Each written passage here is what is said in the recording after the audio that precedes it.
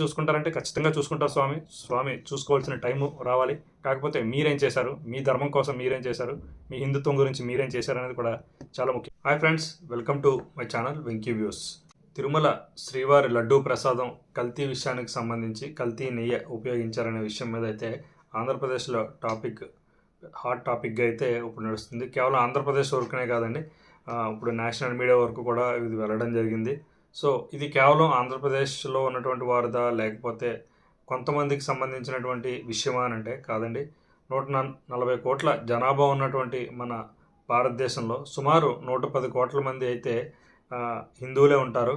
అటువంటి ఎక్కువ మంది హిందువులు నివసించేటటువంటి మన భారతదేశంలో ఆల్మోస్ట్ అందరి మనోభావాలు అయితే దెబ్బతిన్నాయని చెప్పాలి. శ్రీవారి లడ్డూ ప్రసాదం అని అంటే కేవలం దర్శనంతో మాత్రమే తిరుపతి యాత్ర ముగియదు.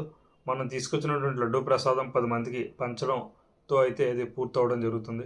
సో అంతటి మహత్యం కలిగినటువంటి తిరుపతి లడ్డు, శ్రీవారి లడ్డు ఏదైతే ఉందో దానిలో ఒక కల్తీ నెయ్యి, అంటే నెయ్యి కాని నెయ్యిని తయారు చేసి కృత్రిమంగా వీళ్ళు వాడారని అయితే వార్తలు మనకు వినిపిస్తూ ఉన్నాయి.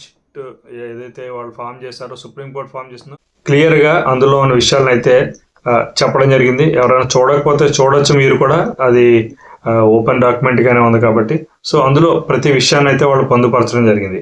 అయితే దీనికి సంబంధించి నేను ఒక విషయాన్ని అయితే గుర్తు చేయాలనుకుంటున్నాను. సంవత్సరన్నర క్రితం పాస్టర్ ప్రవీణ్ అనే ఒక పాస్టర్ గారు, ఆయన ఎక్కడికో హైదరాబాద్ నుంచి రాజమండ్రి దగ్గర ఉన్నటువంటి పరిసర ప్రాంతాలకు వెళ్తుండగా యాక్సిడెంట్ అయితే జరిగింది. ఆయన యాక్సిడెంట్ అయ్యి ఆయన బాడీని హాస్పిటల్కి తీసుకెళ్ళి పోస్ట్ మార్టం కూడా ఇంకా పూర్తి కాకుండా, ఇన్వెస్టిగేషన్ ఇంకా స్టార్ట్ అవ్వకుండా కూడా కొంతమంది అవకాశవాద పాస్టర్లు, కొంతమంది అవకాశవాదాలు ఉన్నటువంటి రాజకీయ నాయకులు దీన్ని మర్డర్ కింద సృష్టించడానికి ట్రై చేశారు. అంతేకాదు, కేవలం ఒక మర్డర్ కిందో లేదంటే ఇంకో రకంగా సృష్టిస్తే వేరు. ఈ యొక్క నేరారోపణ ఏదైతే ఉంటుందో అది డైరెక్ట్గా తీసుకెళ్ళి హిందూ మత ప్రచారకులు ఎవరైతే ఉంటారో, హిందూ మతంలో ఎవరిని పరిరక్షిస్తూ ఉంటారో, హిందూ మతం మీద ఎవరైతే రాళ్ళు వేస్తున్నప్పుడు వాళ్ళు అడ్డుగోడగా నిలిచి వారిదైన శైలిలో వాళ్ళు సో వాళ్ళ మీద అయితే ఇది డైరెక్ట్గా నెట్టడానికి చాలా విశ్వ ప్రయత్నాలు చేశారని చెప్పాలి. అదే విధంగా చాలామంది క్రైస్తవులు ఎవరైతే ఉంటారో వాళ్ళని నమ్మించడానికి కూడా ప్రయత్నం చేశారు. అయితే కొంతవరకు వాళ్ళు సఫలీకృతం అయ్యారని చెప్పాలి.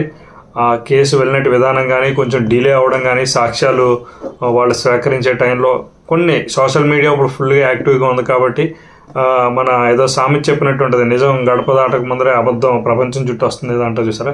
అలాగా వీళ్ళ ప్రపంచాన్ని మొత్తం చుట్టేశారు ఒకసారి అబద్ధం కింద. సో అదే టైప్లో ఇప్పుడు కూడా ఇలాగే జరుగుతూ ఉంది.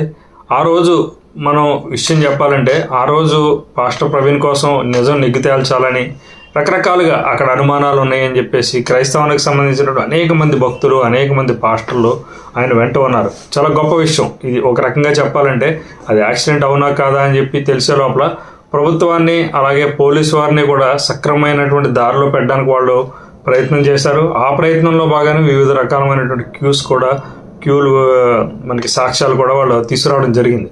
సో మంచి విషయం ఇది. చివరికి అది ఆయన మద్యపానం సేవించాడని చెప్పేసి, యాక్సిడెంట్ జరిగిందని చెప్పేసి అయితే తేలింది.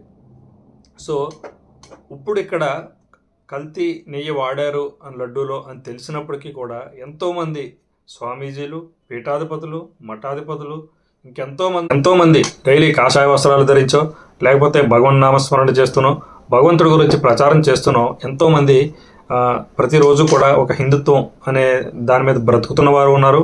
హిందూ మతాన్ని ప్రచారం చేస్తూ, హిందూ మతం యొక్క గొప్పతనాన్ని తెలియజేస్తూ ఉన్నటువంటి చాలామంది స్వామీజీలు కానీ ఇతర వ్యక్తులు కానీ ఉన్నారు. అయితే విషయం ఏంటంటే, ఇది కేవలం ఒక టీవీలో మాత్రమే డిబేట్ కింద ఉంది.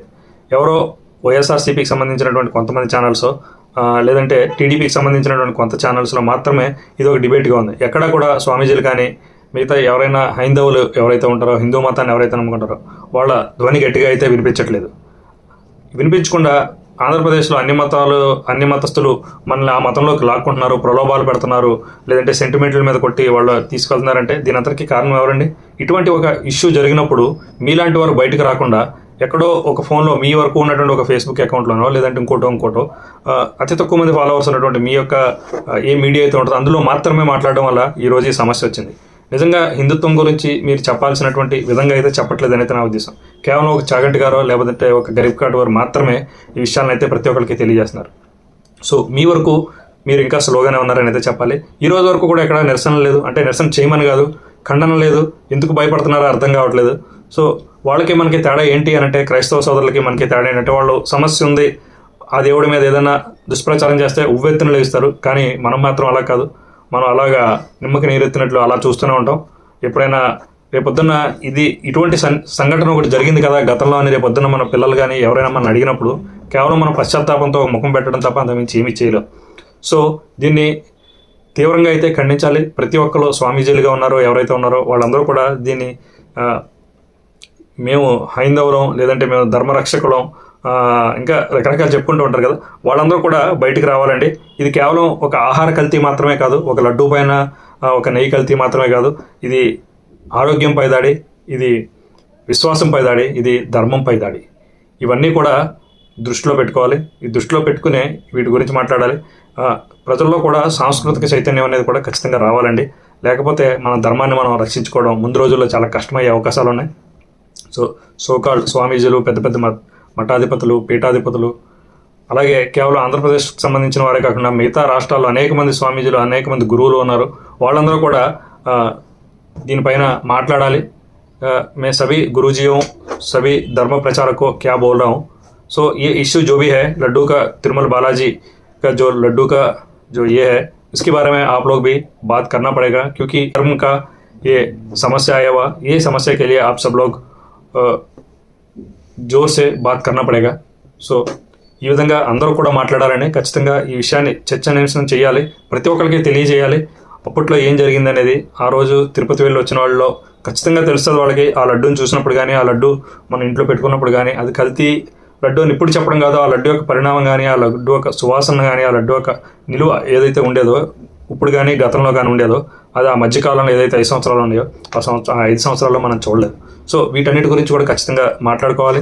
పెద్ద పెద్ద కేవలం ఏదో ఒక డైరెక్టరో లేదంటే ఒక సినిమా వాళ్ళు మాత్రమే, రాజమౌళి లాంటి వాళ్ళు ఏదో ఫ్రస్ట్రేషన్లోనో ఇంకోటి ఆయనకు ఉన్నటువంటి సమస్య వల్లనో ఏదో మాట్లాడారని చెప్పేసి వారం రోజులకు రోజులు, పేజీలకు పేజీలు ఇంకా రాయడం జరిగింది, మాట్లాడడం జరిగింది. అటువంటి చిన్న ఏంటి అవి.